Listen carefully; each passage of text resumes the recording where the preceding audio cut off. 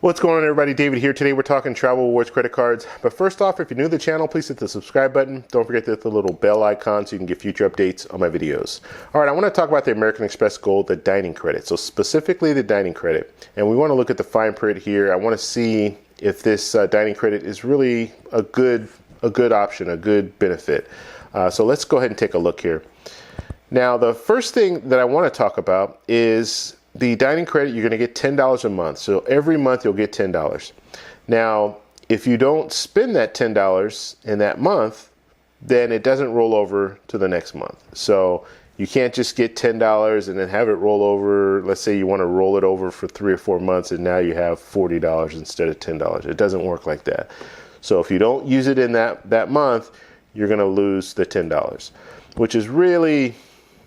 it really hurts, because if you look at it every month, if you don't use it, you're just throwing $10 away in essence, because you're paying for it. You're paying that annual fee, that $250 annual fee. What you're trying to do is bring that effective annual fee down to the lowest amount possible. So with the American Express Gold, you have the airline credit, which is $100, and then you have the dining credit, which is $120. So that will bring your effective annual fee down to $30 if you do everything in the right way.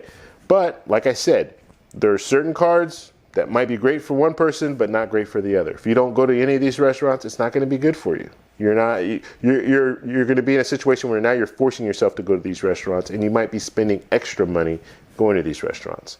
So the first, and it's participating restaurants too, and that's something that should really be mentioned, because there are a lot of people that might think, oh, you know what, I get the dining credit, I can go to any restaurant I want and I'll get $10 credit.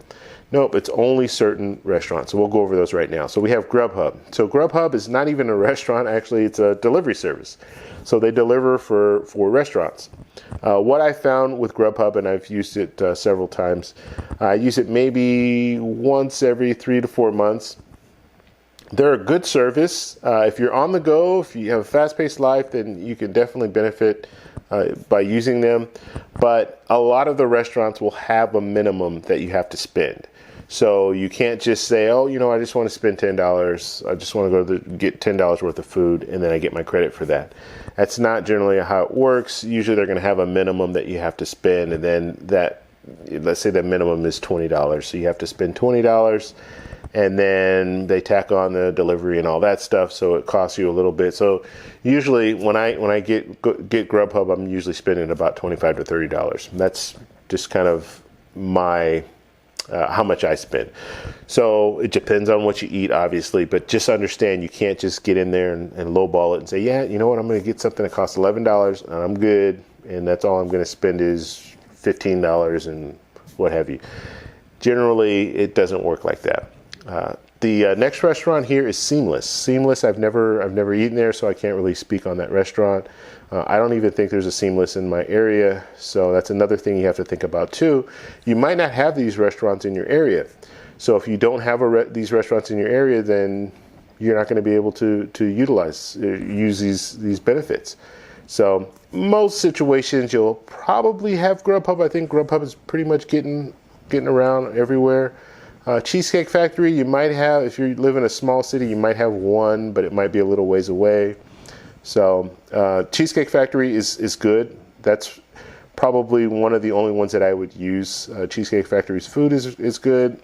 They're a little pricey. I mean, they're not cheap. So if you do go a meal for two, you're probably going to pay $40 or $50. So that's pretty standard. But you get $10 back, so that's not bad. Participating Shake Shacks, and you notice they say participating, so it's not all Shake Shacks, so you would have to at least, hopefully they would know at the restaurant if they give you the $10 credit, but you definitely need to ask them, because you don't want to just go to a Shake Shack thinking that they give you the credit and then find out a month later that you didn't get the credit. And they show you here too, some of the Shake Shacks that they don't include automatically are the ballparks, stadiums, airports, and racetracks.